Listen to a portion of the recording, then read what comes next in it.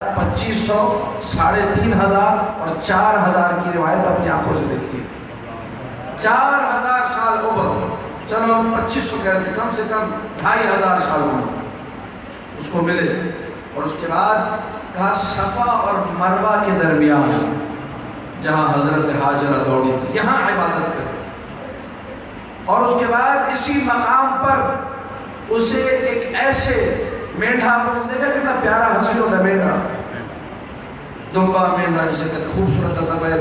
اس کو جب ذبح کیا جاتا ہے تو لوگوں کا دل درد پڑ جاتا ہے، یار اس کو ذبح کر کے اتنا پیارا چاہتا ہے. کہا اگر مظلومیت کی موت کسی کبش عملہ یعنی سفید مینڈھے کی مانند، گندمی رنگ مینڈھے کی مانند اس کو ذبح کر دیا جائے صفا اور مروہ کے درمیان، لیکن اگر اللہ کی بارگاہ میں علی کی ولایت کے بغیر گیا، اللہ سر سے پکڑ کے جہنم میں پھینکا.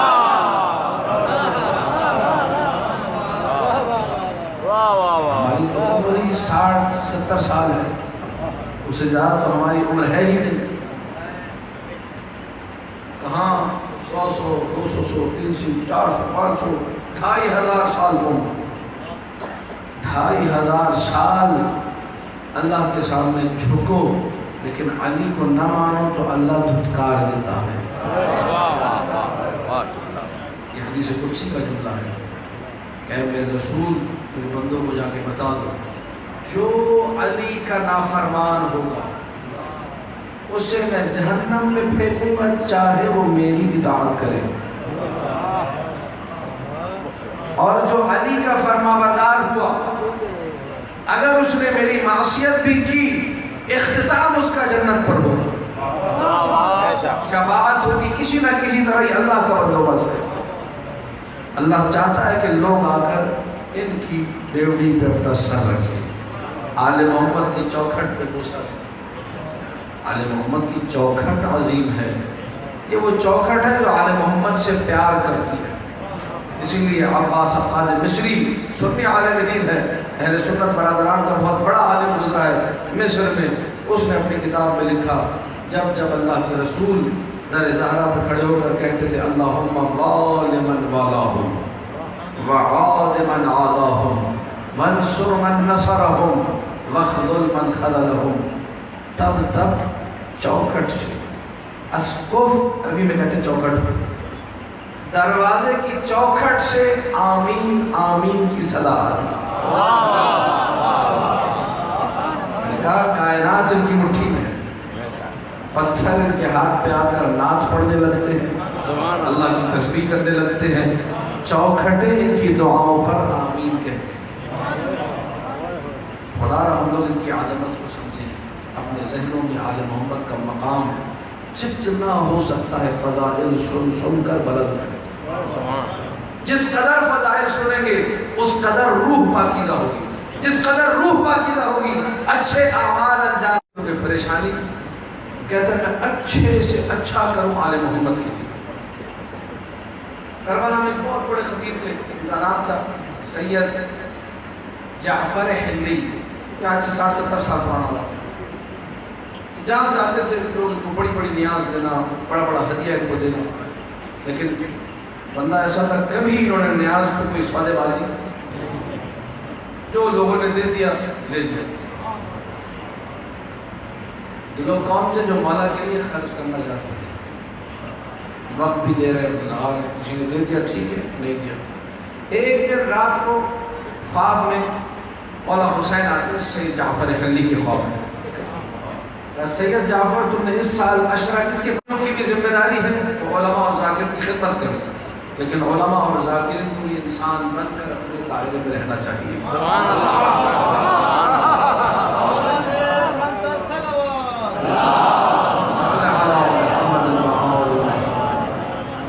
سید جعفر اس کا عشرہ نہیں پڑھنا، اس کا عشرہ کیوں نہیں پڑھوں؟ آپ کا ذکر ہو رہا ہے، آپ کی فضیلت، آپ کے مسائل پڑھو گا، 10 دن لوگوں کو آپ کو ذکر پہ رلاؤں گا، آپ منع فرما رہے ہیں. وجہ کیا ہے اس کی؟ کا وجہ یہ ہے کہ یہ سارا سال جب اپنے دوستوں کی دعوت کرتا ہے، اپنے گھر پہ کسی کو بلاتا ہے، کوئی مہمان آتا ہے، اپنے گھر میں جو کھانا کھاتا ہے تو بہترین چیزیں لے کر آتا ہے، بہترین چاول لائے گا، بہترین گندم، بہترین روٹی، بہترین سب چیز بہترین. لیکن جب عشرے کے لیے، میرے عشرے کے لیے، حسین کے عشرے کے لیے نیاز کا اہتمام کرتا ہے تو بازار میں چاہ کے پوچھتا ہے سب سے سستا چاول کون سا ہے وہ دے دو۔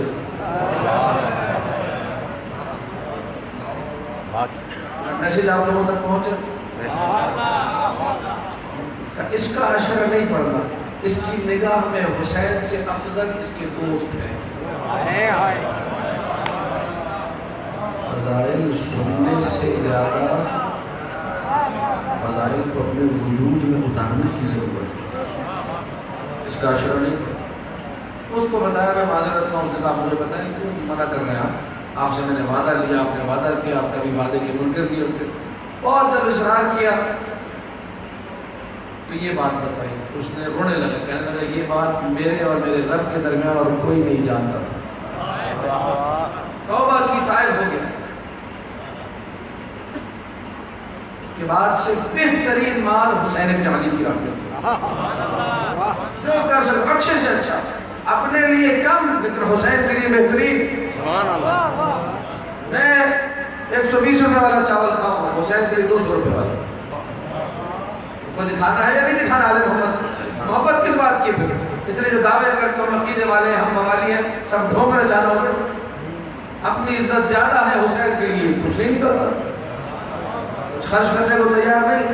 اسی لیے وہ لوگ جنہوں نے حسین کے لیے بہتر کیا، آج تک ممبروں سے ان کا ذکر ہوتا ہے۔ اس نے حسین کو نوازا ہے، حسین کو دیا ہے، حسین کی خاطر اپنی جیب سے پیسہ خرچ کیا، اپنا وقت دیا، سب کچھ۔ کربلا آج آپ دیکھتے ہیں مولا حسین کا حرم 6 کونوں کی زرعی بنی ہوئی، 6 کونوں کا پورا حرم بنا ہوا ہے۔ پہلے یہ حرم 4 کونوں والا تھا، چھوٹا تھا، اس کو پھر بڑا کرنا شروع کیا لوگوں نے، اس وقت کے جو متولی حضرات۔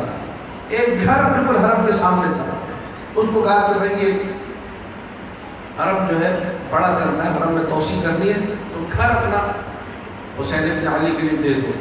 اس نے کہا میں گھر بیچوں گا، دوں گا نہیں۔ کتنے میں بیچو گے؟ قیمت لگاؤ۔ اس زمانے میں گھر ملتے تھے 4-5 دینار، اس سے زیادہ گھر عراق نہیں ہوتا تھا۔ میں نے کہا ہم 10 دینار میں گھر کی، 10 دینار میں تو میں بیچتا ہی نہیں۔ اتنے 15, 20, 25، آخر میں وہ 40 میں معاملہ ڈن ہوا۔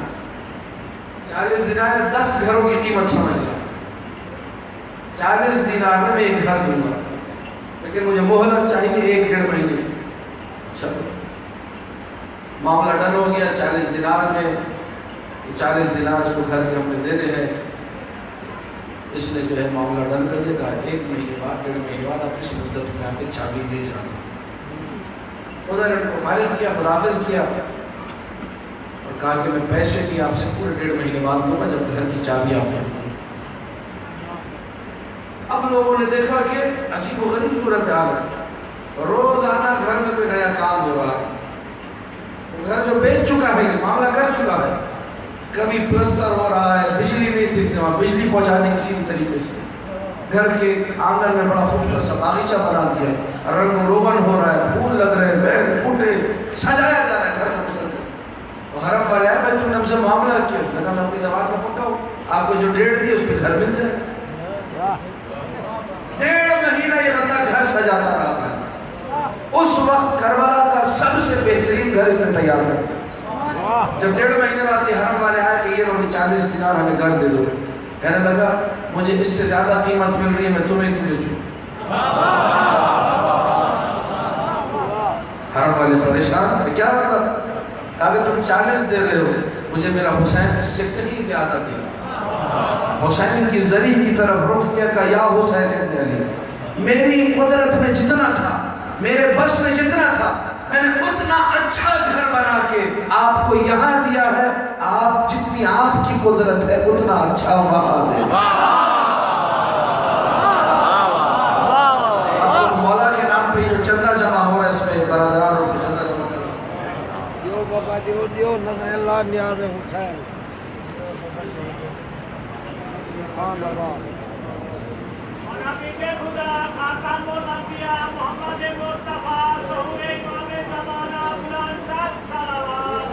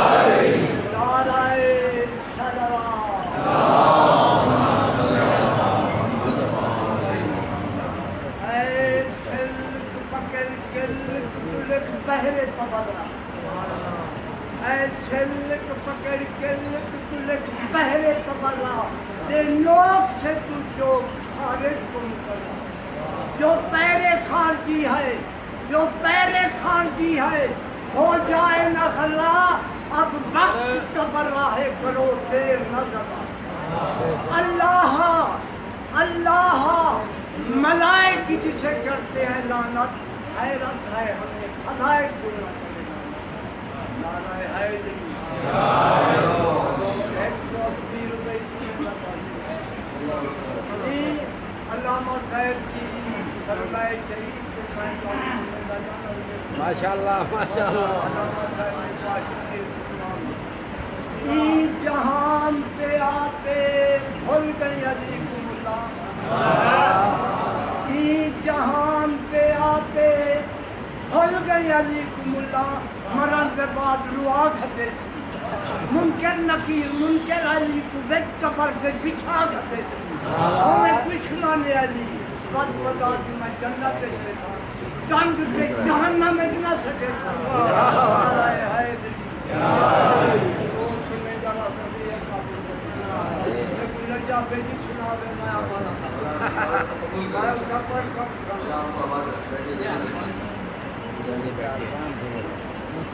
حسین ابن علی کی ذات پر خرچ کرنا سیکھیے سبحان اللہ اور حسین کے لیے دیتے وقت یہ مت سوچیں کہ یا 500 دوں یا 1000 کو دے دیں واہ واہ واہ آنکھ بند کر کے دیں دیکھیں ہوتا کیا ہے اپنے جگر کو اپنے سینے کو بڑا کریں حسین کے لیے لوگوں نے اپنا سب کچھ حسین کے لیے دے دیا کوشش کریں اپنے وجود کو اتنا طاقتور بنائیں کہ جب حسین کی بات ہے وہاں سوچنا نہیں ہے کہ کتنا جتنا ہاتھ میں آ جائے دے دے یہ لو حسین آج اتنی قدرت ہے کل اگر میرے مولا نے اس سے زیادہ دیا میں وہ بھی دینے کو تیار ہوں لوگوں نے بڑی قربانیاں دی ہیں معال السبتین میں ایک واقعہ لکھا ہے میں بس وہ سناؤں کہ وقت آج کافی ہو گیا بظاہر بہت ہو گیا عجیب ہی واقعہ لکھا ہے معال السبتین مولا مہدی مازندران نے اس واقعے کو لکھا ہے کہا کہ سامرہ کے قریب ایک گاؤں تھا وہ سارے دشمنان اہل بیت رہتے تھے اس پورے گاؤں میں ایک گھر تھا اس میں ایک میاں بیوی اور ایک بچہ رہتا تھا جو کہ مولا کے عزادار تھے سارا سال یہ لوگ کھیتی باڑی کرتے تھے پیسے جمع کرتے تھے 3 وقت کی روٹی کی جگہ 2 وقت کی روٹی کھاتے تھے پہلی محرم سے 10 محرم تک گاؤں والوں میں اعلان کرتے تھے کہ کوئی اپنے گھر میں چولہا نہ جلائے حسین کا لنگر حسین کا دسترخوان بچھا یہ کافی عرصے سے معاملہ اسی طرح چلتا تھا ہر سال حسین کا دسترخوان بچھتا ہے ناشتہ ان کے یہاں دوپہر کا کھانا ان کے یہاں رات کا کھانا ان کے یہاں ایک سال یہ ہوا کہ ڈاکوؤں نے حملہ کیا پورے گاؤں کو تاراج کر دیا پورے گاؤں کو برباد کر دیا کھیتوں میں آگ لگا دی گھروں کو لوٹ کر لے گئے برتن وغیرہ قیمتی سامان اٹھا کر لے گئے پورے گاؤں کو لوٹ لیا اب وہ جو صرف کھانے آتے تھے اور کھا کر چلے جاتے تھے تو چاروں طرف باتیں کرنے لگے اس سال دیکھتے ہیں حسین کا دسترخوان کیسے رشتہ سبتے جاؤ کا حسین کی غربت سبتے جاؤ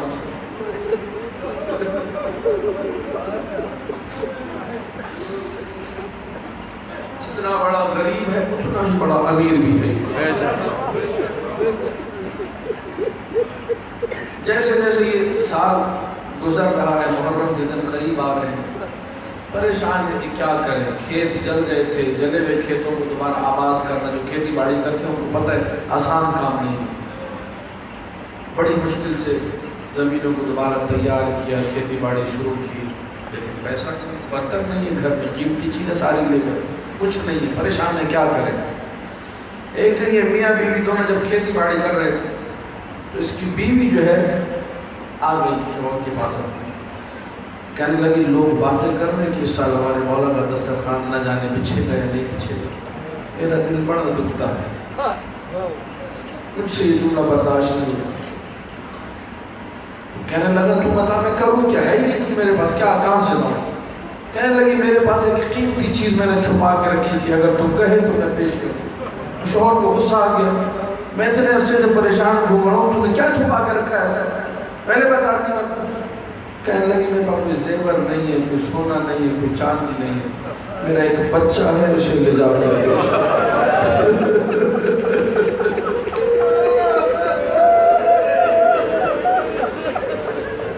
ایسی مائیں ہیں جو آزادار بچے پیدا کرتے ہیں۔ باپ تھا، ماں کی ممتا کو تو جانتا ہے، کہنے لگا تو کیا کہہ رہی؟ کہا ہاں میں سچ کہہ رہی ہوں، میرا بچہ چلا جائے حسین کا دسترخوان کچھ نہ چلے۔ میں یہ شرمندگی برداشت نہیں کر سکتی، لوگ کل کو کیا کہیں گے، ان کا حسین بچھا نہیں سکا دسترخوان۔ کہنے لگا ٹھیک ہے، بچے کو تیار کیا۔ اس زمانے میں جو پردہ فروشوں کا بازار ہوتا تھا، وہاں جب غلام بیچے جاتے تھے ان کو گنجا کر کے بیچتے تھے، اس سے اپنے بچے کو گنجا کیا، اور اس کے بعد گھر میں ہلا کے فلانا بازار میں جو میں لے جا رہا ہوں دور، وہاں سامرا زہلا کوئی 4 سے 5 گھنٹے کا رستہ ہے۔ اس زمانے میں جو گھوڑوں پہ گدھوں پہ سفر تھے 1-2 دن لگتے تھے۔ کہا خبردار کسی کو نہیں بتانا تو میرا بیٹا ہے، لوگ میرے اوپر تھوکی کریں گے۔ غلاموں کی طرح کھڑے رہنا وجہ کے ساری باتیں اس کو سمجھا۔ اس نے کہا بابا آپ فکر نہ کریں، حسین کے لیے کچھ نہیں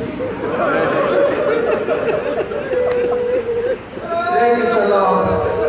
پردہ فروشوں کے بازار میں جب پہنچا، لوگ آئے قیمت لگائے، جو قیمت اس کو چاہیے تھی وہ مل نہیں رہی تھی، اتنے پیسوں کی ضرورت تھی، 10 دن کا خرچہ حساب کر کے بیٹھا تھا۔ ایک نقاب پوش آیا، کہنا کتنے میں بیچو گے؟ اگر میں تو قیمت لگا چکا ہوں، کہا نہیں میں تمہاری قیمت نہیں، میں اپنی قیمت پہ لوں گا، جتنی قیمت میں دوں۔ شام ہو گئی کہ صبح سے آواز لگا رہا تھا غلام خرید لو، غلام خرید لو، غلام کوئی نہیں آیا۔ آخر ٹائم کہا ٹھیک ہے جو ملتا ہے لے لیتا ہوں۔ 150 درہم اس نے دیے۔ 150 درہم بڑی قیمت تھی، 10 دن کا خرچہ تھا پورا۔ بچے کو کونے پہ لے گیا، کوئی گھوڑ سوار تمہیں لے جائے گا، خبردار پیچھے مڑ کے اپنے باپ کو مت دیکھنا، کہیں اسے شک نہ ہو جائے کہ بیٹے کو بھیج دیا۔ لے کے چلا، یہ پیسے لے کے گھر پہنچ گیا، آگے بیوی کے سامنے بیٹھ کر رونے لگا، کہنے لگا تم گھبرا نہیں، حسین نے تو اتنے بچے اللہ کی راہ میں دیے ہیں، ہم نے تو صرف ایک ہی بیٹا دیا، کیا مسئلہ ہے؟ یکم محرم رات جب 4 دن مدار ہوا محرم کا، میاں بیوی خوش ہو گئے کل سے ہمارے گھر محرم کا دسترخوان بچھے گا۔ رات کے وقت تب الباب کیا کسی نے، دروازہ کھولا تو دیکھا بچہ سامنے کھڑا ہے۔ باپ نے غصے میں اسے ڈانٹنا شروع کر دیا تم نے مجھے بےعزت کر دیا، مجھے شرمندہ، اب وہ آگے مجھ سے پیسے مانگے گا، کیا کروں گا، کیا عزت رہی میری حسین کے سامنے۔ رو کے کہتا ہے اللہ کا واسطہ تجھے میرے بابا، میں بھاگا نہیں ہوں، وہ جو لے کر گیا تھا وہ خود حسین تھا۔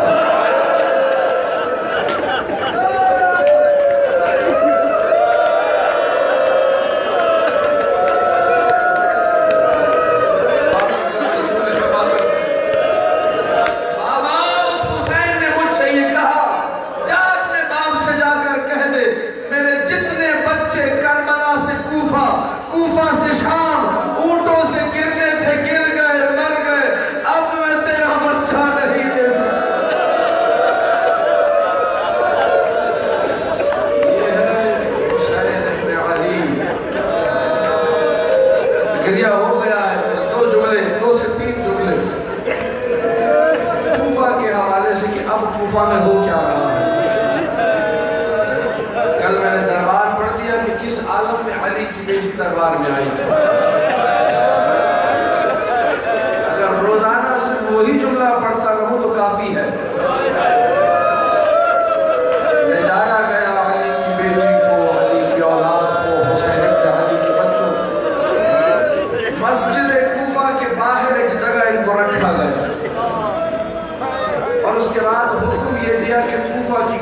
میں حسین کے سر کو نیزے پہ رکھ کے گھمایا جائے.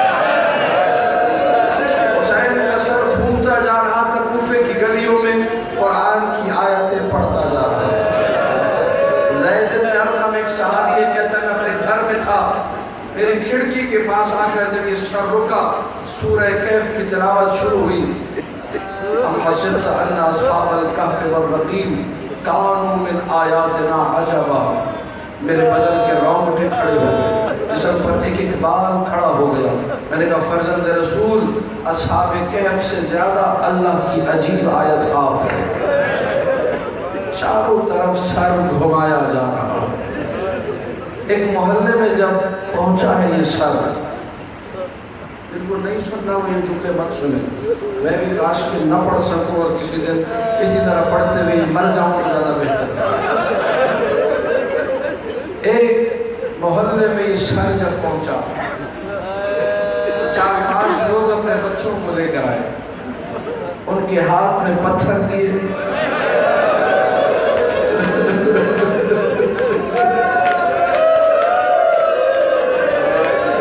کہنے لگے جس نے سر کا اچھا نشانہ لیا اس کو پیسہ ملے گا.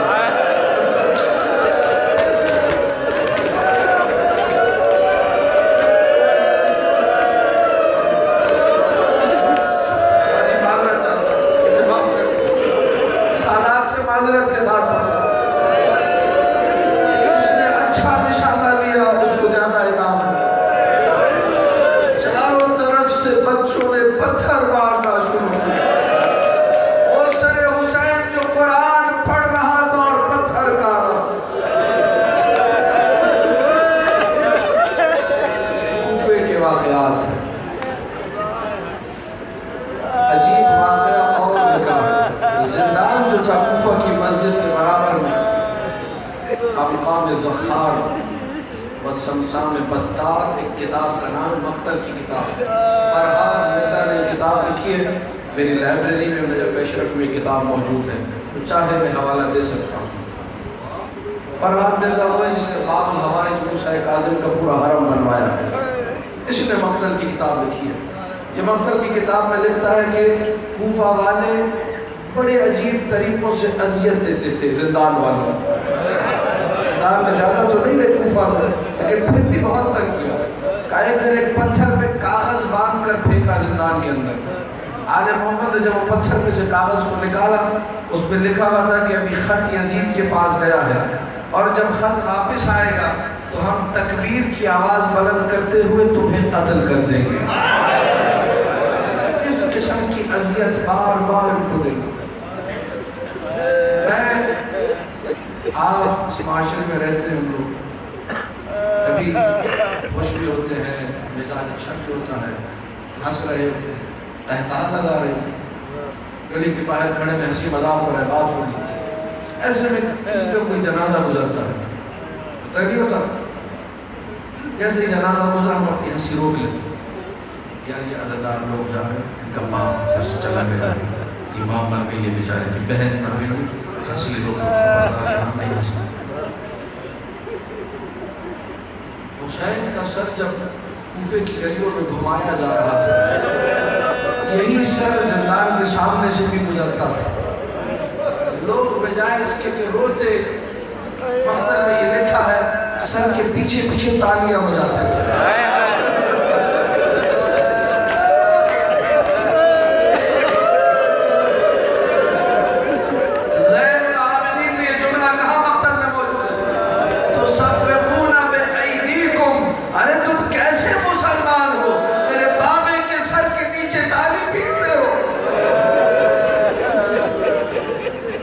قافلہ چلا, کوفے سے روانہ کیا گیا شام کی طرف. بس آخری جملے, ایک مقام ایسا آیا جہاں پر سر حسین نیزے سے زمین پہ گرتا ہے اور نیزہ زمین میں پیوست ہو جاتا ہے. قافلہ آگے نہیں بڑھتا. قافلہ آگے نہیں بڑھا, شیور لعین تازیانہ لے کر آیا, میرے مولا سید سجاد کی پشت پہ مار کے کہتا ہے, مجھے اتنا پتا یہ نیزہ زمین سے کیوں نہیں نکل رہا، یہ سر زمین پہ کیوں گڑ گیا ہے، وجہ کیا ہے؟ کچھ وجہ نہیں ہے سوائے اس کے حسین کی بچی سکینہ ناقے سے گر گئی۔